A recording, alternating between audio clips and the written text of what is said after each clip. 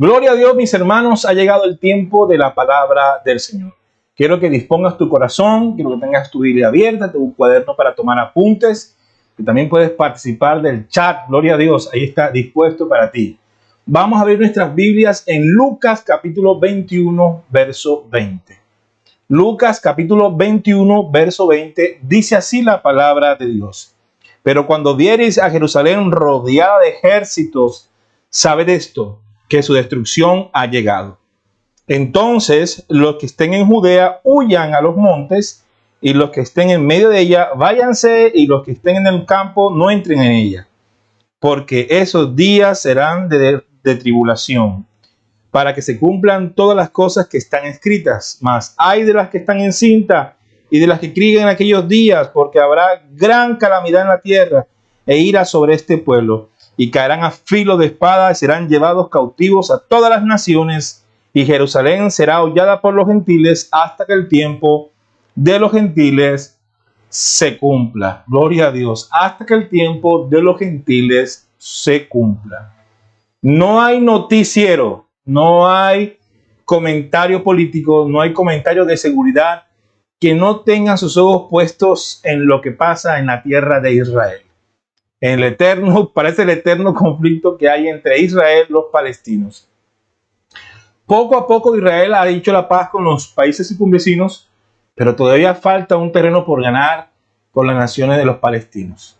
Bien, no voy a entrar en materia sobre este conflicto ni vamos a tomar parte en ello, pero sí podemos decir que Israel es el reloj profético de Dios y que nosotros debemos orar para que exista paz entre Israel y todos los que lo rodean. Esa es nuestra obligación. Bien, podemos también decir lo siguiente. Israel del tiempo de Jesús es muy diferente al Israel actual. Cuando Jesús dio esta palabra, más o menos en el año 30 después de su nacimiento, recuerden que Jesús aproximadamente murió entre los 30 y 33 años de edad. Luego pasarían 40 años para que esta profecía sobre Jerusalén y el templo se cumpliera. En el año 70 después de Cristo, Vespasiano, general, un comandante, pero también emperador de Roma, dio la orden a su hijo Tito para que sofocara una revuelta de los judíos. Un grupo llamado los Zelotes se había enfrentado a los romanos y había hecho gran estrago. Así que ellos mandaron tropa profesional que rodeó a Jerusalén, y la historia contada por Josefo es tremenda, cómo la gente moría y hacían barbaridades. Un grupo de ellos logró salvarse e irse a una ciudad, a una fortificación llamada Masada, para luego una vez suicidarse cuando se encontraron ya invadidos de nuevo por los romanos. Es una historia muy triste, pero profetizada por el Señor Jesús. Y Él les dijo, ustedes ven este templo, no quedará piedra sobre piedra. Y ese lugar tan magnífico para los judíos, ese templo que era hermosísimo, en un lugar muy bello, construido por Herodes, pero también por anteriores a él, luego de muchas destrucciones de sus enemigos.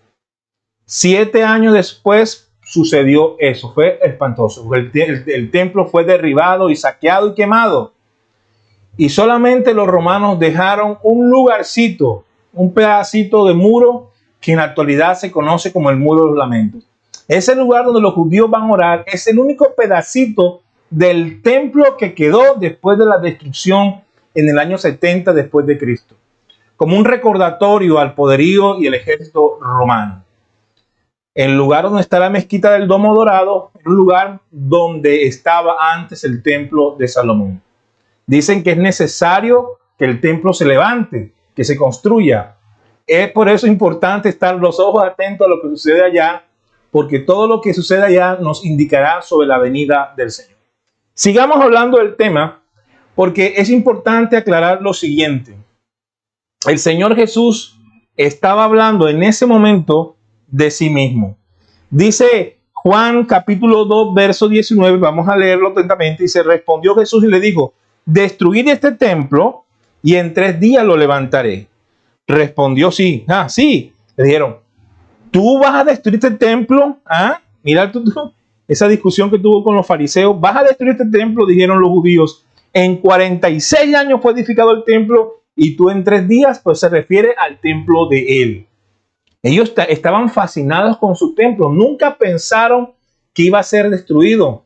Nunca pensaron que Jerusalén fuera destruida. Una vez esa destrucción ocurrió, los romanos decidieron que nunca más ese lugar se llamaría tierra de Israel y le colocaron por nombre Palestina, que ocurre hasta el día de hoy a los habitantes de esa región.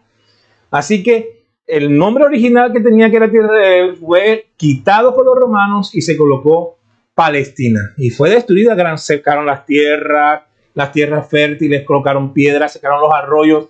La idea era desaparecer a Israel de faz de la tierra. Es como un espíritu del anticristo, es como un espíritu demoníaco, destruir la simiente de Dios. Es un tema bien precioso, pero no lo podemos abordar ahora mismo, pero seguiremos hablando del tema. Cuando Jesús habló de esto, nadie pensó que eso fuera a ocurrir, pero ocurrió. Lo que estaba establecido fue destruido, el templo fue destruido y hubo una gran conmoción. Pero ¿qué pasó con la iglesia?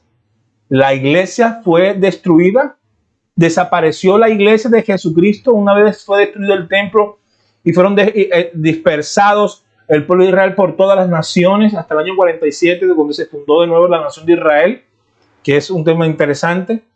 No, la iglesia continuó, la iglesia siguió funcionando, la iglesia no sufrió daño, por el contrario, la iglesia comenzó a propagarse donde estaban los judíos cristianos, los convertidos cristianos judíos, donde iban predicando la palabra, donde iban siendo dispersos.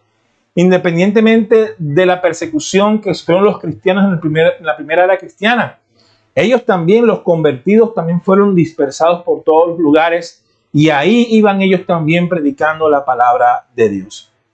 Así que, amado hermano, la iglesia no depende de instituciones terrenales. La iglesia no depende de una nación. Una nación puede ser conmovida. Un establecimiento, un gobierno puede ser conmovido. Puede haber caos en las calles. Puede haber sangre en las calles. Eso puede pasar. Pero la iglesia de Jesucristo permanece para siempre porque no depende de un hombre, ni de una institución, ni de un gobierno. Nuestra nacionalidad, nuestro gobierno, nuestro templo, nuestra ciudad está en los cielos. Jesucristo es nuestro templo y ese templo nadie lo puede destruir, nadie lo puede acabar. Nuestra ciudad que está en los cielos jamás será conmovida, jamás será bloqueada, jamás será atacada con misiles, jamás será rodeada por enemigos, jamás. El cristianismo como tal, amados hermanos, nadie puede detenerlo, nadie. A través de la historia de la humanidad han atacado al pueblo de Israel como simiente del nacimiento de Jesús, como simiente de Cristo lo han atacado. Pero también han atacado al cristianismo, quemando Biblia, persiguiendo cristianos. Todavía en la actualidad hay países que persiguen a los cristianos. La bien llamada ventana 40 que está en Asia, donde ser cristiano es una condena de muerte. Hay países donde el cristianismo es una religión prohibida. Hay todavía en América Latina lugares donde hay régimen que prohíben que los cristianos tengan templos o que vayan a bautizarse o que estén organizados. Siempre serán considerados como una iglesia ilegal porque no están aliadas al gobierno como tal. Amados, siempre existirá persecución contra la iglesia, pero la persecución purifica la iglesia. La persecución hace que la iglesia sea una iglesia fuerte, dinámica y de mayores convicciones. Tenemos las puertas abiertas por doquier, pero desafortunadamente muchos de los que entran por las puertas de la iglesia a veces no están convencidos de que Jesús murió por ellos y resucitó por ellos en la cruz y que ellos necesitan salvación. Ven la iglesia como un lugar lindo para cantar y sentirse aliviado de sus problemas, pero no han nacido de nuevo. Esas personas corren el riesgo de que cuando suene la trompeta sufrirán porque no serán tomados. Entonces se acordarán de esta predicación y con comezón comenzarán a oír, a buscar, a tratar de salvar sus vidas de la gran tribulación. Saltemos este asunto por un momento y continuemos con la lección de que la iglesia no será conmovida y que la iglesia no será destruida como se destruyó el templo o como destruyeron a Jerusalén. No, permanece para siempre. La iglesia está aquí ahora porque somos aquellos que han sido llamados por Jesucristo. El Señor Jesús le dijo a Pedro: tú eres Pedro, o sea, piedra pequeña, pero sobre esta piedra grande, sobre aquellos que me aceptan como Salvador, así como Él lo dijo, que tú eres el Hijo de Dios, edificaré mi iglesia, ni las puertas del Hades prevalecen contra ella. Óyeme bien, ni las puertas del infierno pueden contra la iglesia de Jesucristo. Podrán matar miles de cristianos, pero otros miles se levantarán para predicar la palabra en cada rincón del mundo, cuadra por cuadra, país por país, barrio, naciones, continentes. Llegaremos con el mensaje de salvación. Algunas personas amenazan a la iglesia con quitarle recursos que utilizamos para predicar la palabra. Otros consideran la iglesia como una institución común y corriente que puede ser sometida. Algunos ven la iglesia de Jesucristo como una fórmula para salir de sus problemas. Pero la iglesia de Jesucristo no es una institución física. La iglesia de Jesucristo son aquellos que han sido llamados por Jesucristo a la salvación y obedecemos al Señor. Y no importa dónde estemos, debajo de un puente o en un palacio, o debajo de un árbol, o en una esquina de un lugar amplio, no importa el lugar donde estemos, ahí está el Espíritu de Dios y ahí por lo tanto hay libertad, sanidad, conversión, restauración, vida y milagro. Nadie puede detener el avance de la iglesia. Hacía conmoción en las calles, bloqueo, haya guerra, misiles, cohetes, lo que sea. La iglesia permanece porque nuestra institución, nuestro templo, nuestra nacionalidad, como decía Pedro, está en el reino de los cielos. Es un legado que Cristo ha dejado que no puede ser destruido. Jesús lo dijo: no quedará piedra sobre piedra, y así fue. El templo fue destruido. Los tesoros del templo fueron saqueados y llevados a Roma. La gente fue esclavizada y un pedacito de muro fue el que quedó allí. Fue en el año de 1967, una guerra prolongada entre varias naciones e Israel, donde Israel entra a Jerusalén. Y entra a Jerusalén y todavía la zozobra de la guerra permanece en ese lugar. Tanto los que promueven la religión musulmana como el catolicismo que proviene de Roma han intentado tomar control de Jerusalén. Ha habido propuestas de dividir la ciudad en 3 secciones diferentes.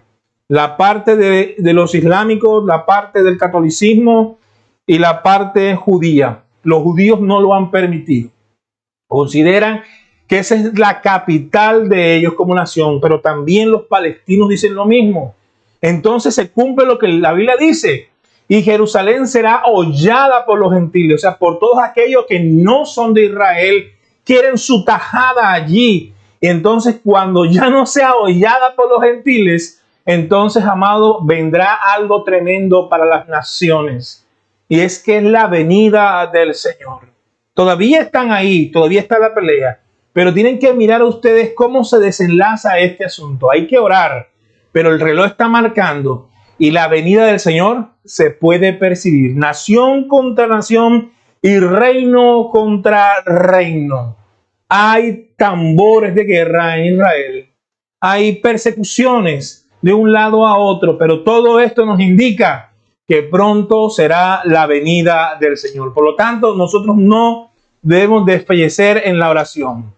¿Por qué Cristo nos da esta advertencia? ¿Por qué Cristo dio esta advertencia al pueblo cristiano sobre, mire, tengan mucho cuidado, no va a quedar piedra sobre piedra, Jerusalén será destruido, el templo será destruido?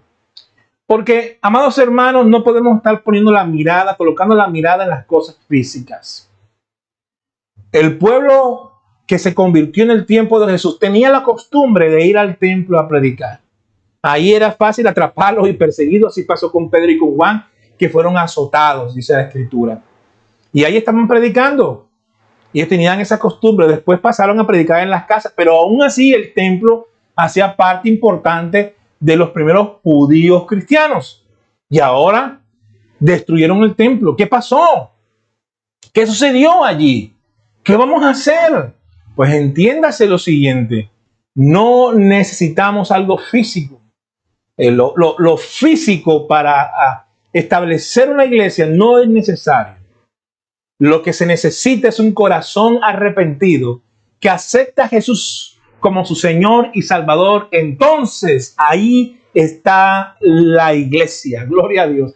Allí está la iglesia. Y la iglesia no es amenazada ni por tiempos, ni por gobernantes, ni por adversidades. ¿Cuánta situación no ha pasado la iglesia? Y la iglesia permanece para siempre a pesar de las adversidades. Amén. ¿Por qué? Porque Cristo permanece. Si Cristo permanece, nosotros también permanecemos. Gloria a Dios. Amén. Nadie puede destruir lo que Cristo ha edificado en nosotros. Nadie lo puede destruir.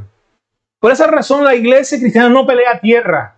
No peleamos tierra, no peleamos templos, no peleamos ese tipo de cosas, amados, porque nuestra ciudadanía está en los cielos, nuestra morada, nuestra recompensa, nuestra casa que nos espera está en los cielos. Esto en la tierra no pasará.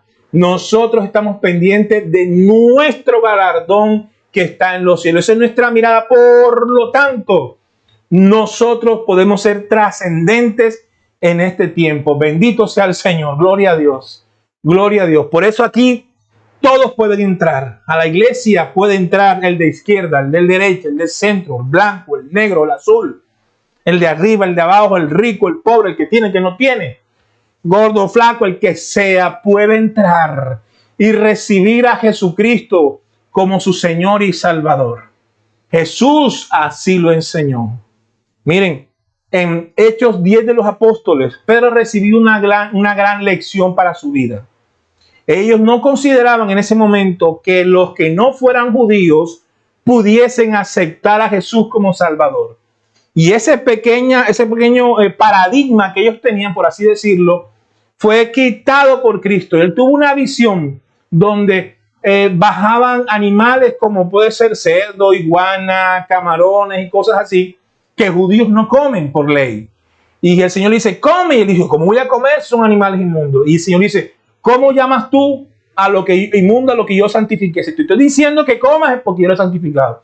En ese momento él recibió una visita de unos enviados de un soldado romano, que era un hombre piadoso en la cual Dios se le había revelado y se le había mostrado. Pero es necesario que Pedro fuera allá a afianzar el evangelio. Así que Pedro fue y le predicó a este soldado romano que no tenía ascendencia judía, que no tenía el conocimiento que él tenía, y mientras hablaba Pedro, esas personas comenzaron a hablar en otras lenguas, como él también fue bautizado en lengua en Hechos 2 de los Apóstoles.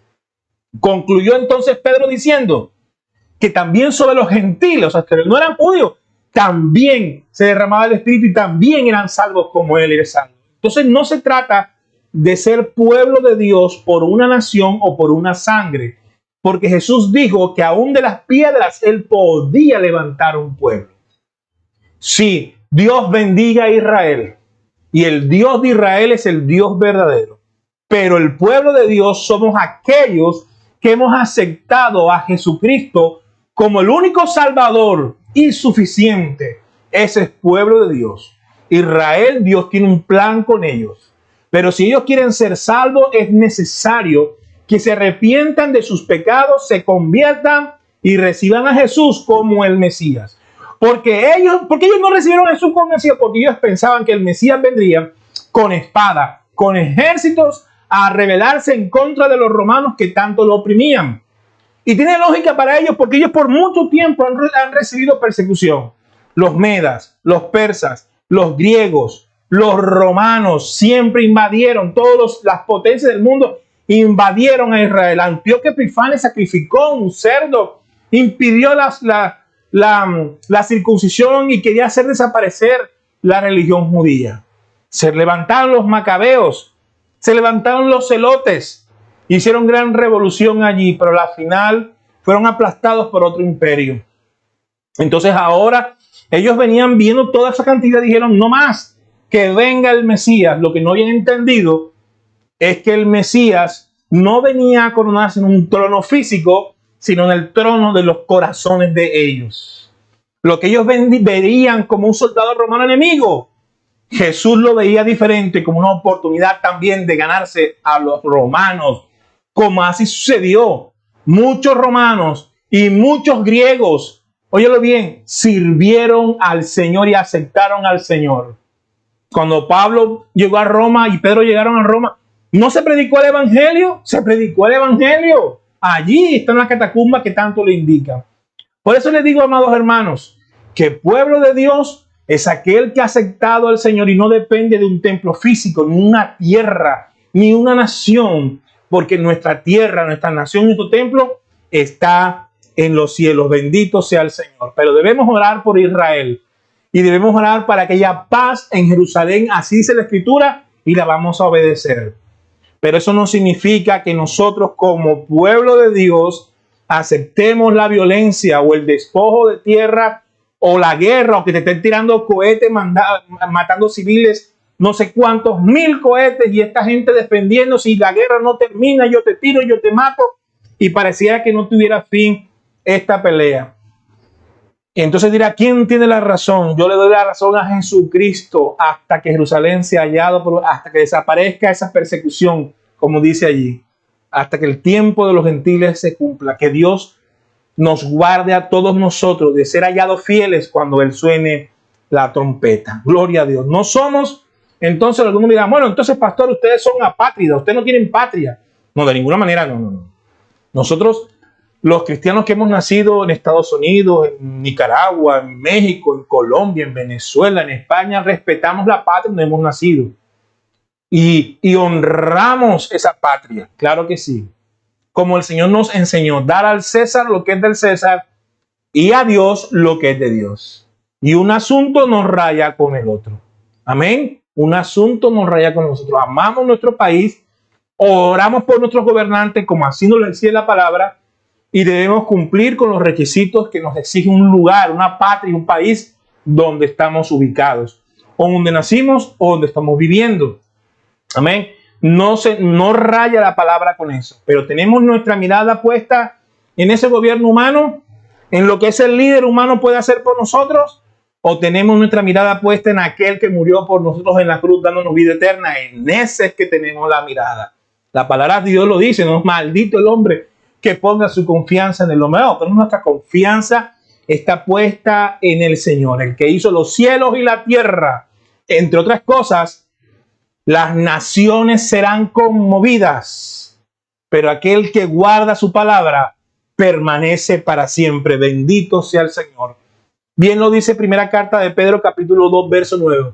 2:9 dice así: somos nación santa, pueblo adquirido por Dios, para que anunciemos las virtudes de aquel que nos llamó de tinieblas a luz admirable. Somos el pueblo de Dios. Somos una nación santa. Mira de Pedro 2:9. Estamos llamados a mantenernos firmes en ese llamado. Amén. Estamos llamados a entender que el verdadero Mesías es Jesucristo y que nosotros no podemos cambiarlo por nada. Él es nuestro Salvador. Él es quien hace que tengamos vida eterna. Ahora el Señor nos hace un llamado a nosotros y te pregunto de todo corazón, ¿quieres ser parte del pueblo de Dios? ¿Quieres ser parte de aquellos que tienen la nacionalidad del cielo?